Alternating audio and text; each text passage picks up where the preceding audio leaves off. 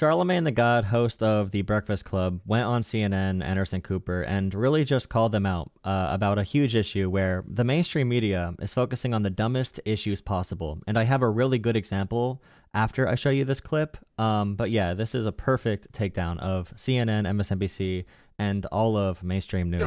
Apparently Trump's is going to tape a thing with Joe Rogan. Do you think she should do that? I think that she should keep calling Donald Trump a fascist. And I think that Americans need to keep looking at the rhetoric of Donald Trump, because I don't know why we're even thinking about electing somebody who's talking about putting people in camps. I don't know why why we want to elect somebody who's talking about mass deportation. I don't know why we're having this conversation about somebody who wants to terminate the Constitution to overthrow the results of an election. Nah, bro, we gotta talk about Joe Rogan first. Donald Trump could literally pull a Kanye and just be like, hey, bro, I love Hitler, and also I want to put everyone in concentration camps. And the media the next day will be like, hey, who would look better on Joe Rogan between Kamala and Donald? Who would make the funniest punchlines, guys?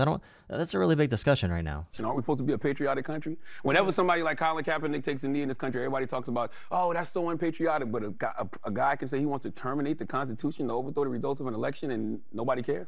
Like even me bringing it up now, you brought it back to Kamala and Joe Rogan. Anderson? Yeah. Who gives a damn? Well, I think you give a damn who's elected Anderson Cooper falls apart here, and he gets really mad. President, and yeah, especially if that president is a fascist. That's talking about putting people in camps. That's talking about, once again, terminating the Constitution to overthrow the results of an election. That's talking about, jailing his political opponents. Yeah. Like, that rhetoric doesn't scare people. Well, we talk about this every single. This is what I don't think I've been talking about this every night. I don't think y'all have enough conversations about it. I feel like I heard more on this network about is Kamala Harris black than I do about. I agree. And Kamala Harris has stayed away from talking about her race and gender, but CNN, MSNBC, all the mainstream news channels were forcing it down everyone's throats. They don't want to talk policy. At first, the media was saying for weeks, Kamala needs to do an interview. She has not done an interview yet. Then she finally does one with Dana Bash. And what was the question? What was the main question asked? Oh, how do you feel about Donald Trump saying you're not really black? And also, what do you think about Bidenomics? Completely buying the right-wing framing of all of this. And that's what Charlamagne's talking about here. And the media only cares about pop topics. They said, oh, Kamala needs to introduce more policies. Kamala talked about expanding Medicare to cover at-home care, and no media channels picked that up, and no media channels covered that at all. Meanwhile, Donald Trump can just mumble a few words, and he can say that the entire U.S. government and every donor of a campaign, every campaign worker, every poll worker, every U.S. general is an evil enemy within, and we should be best friends with Vladimir Putin and Kim Jong-un instead, and we should be a communist dictatorship and fascist dictatorship, and no one will blink. But then they'll talk about, oh, I don't know if Kamala really sold her policies very, very well. The policies that we refuse to really talk about. Donald Trump being a fascist. Well, am I wrong, Angela? Honestly, that's bullshit. I'm sorry. Oh, I like that. I'm not. Look, I'm a huge fan of yours. But to say that we're sitting around discussing is Kamala Harris black, I've seen that. I've seen those roundtable discussions a lot. Now that's bullshit, Anderson. For you to say that y'all don't have those conversations. I've never asked somebody is. Oh, I'm not saying you. I said the network. He said the network. I don't think anyone I don't think any anchor on this network has been going around saying, is she black? Don't be dumb. It's not about the actual pundits asking, is she black? It's about them focusing the conversation on social issues and pop topics that don't actually matter. Of course, these hosts are not the ones saying, is she black? They're bringing on people who say that. They're making the entire conversation be centered around that. They have terrible debates where they avoid all policy. And the thing I was talking about, Donald Trump last night said that migrants with supreme guns are taking over Times Square. And this morning, CNN is focusing on this, a very small claim that Obama made about COVID relief checks and how big the names were on the checks, because Donald Trump used sending out checks as a campaign ploy. And Obama said that Biden didn't do that, which is true.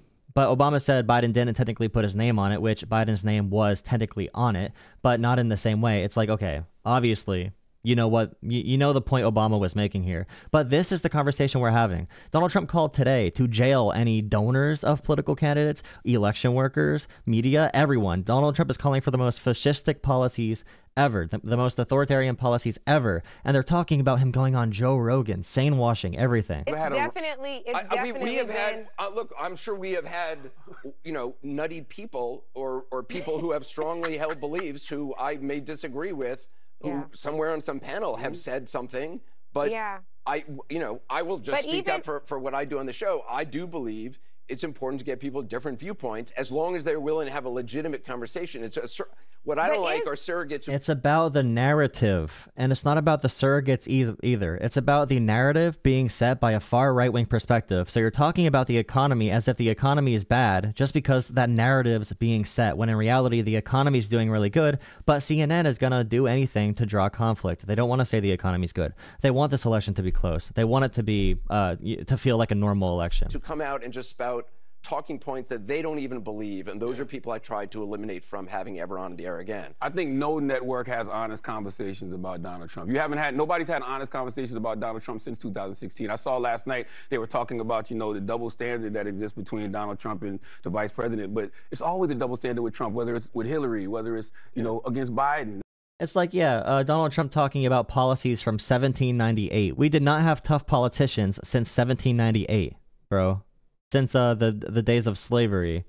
Now with Kamala, we talk about him being a threat to democracy, but we don't treat him like one. I don't know what you've been watching, but I don't know of any Trump supporters out there or people who like him who are tuning in to me every night to try to get, to be validated in their opinions. But Fox News is using clips from CNN to justify their crazy conspiracy theories because, like I said before, the narrative and the framing of all these topics is from the right-wing perspective. So they're sandwashing it by using channels like CNN and all these different publications who are obsessed with seeming moderate and nonpartisan in a arena where we can't even do fact-checking because one of the campaigns is so far off the deep end. We need to call out more campaign more than the other. We need to call out that campaign more. We need to call out that campaign more because they're lying more about outrageous things. These are not gray area issues. I don't know.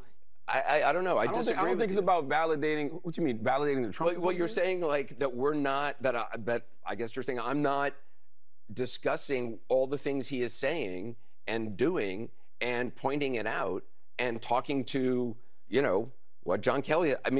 If we look at the overall coverage of this election, back when Kamala did her first interview with Dana Bash, and Dana Bash was asking her about Donald Trump saying, "Oh, are you really black?" That's one of the questions they finally asked Kamala. They said, "Oh, Kamala, you need to do a media interview. You got to do a media interview. You got to talk to the media." She finally does. In her first interview, the questions are, what do you think about Donald Trump saying you're not really black? And also, what do you think about Bidenomics? Because things were so much better when Trump was president. So how do you feel now? How are you going to help Americans feel better now? The framing by these companies, including CNN, and the right wing is still going to call CNN far left news when they are moderate at the very best, maybe moderate right leaning, center right. And we keep going over and over again in the cycle where we see the New York Times, we see the LA Times, we see the Washington Post just today, scared to make endorsements.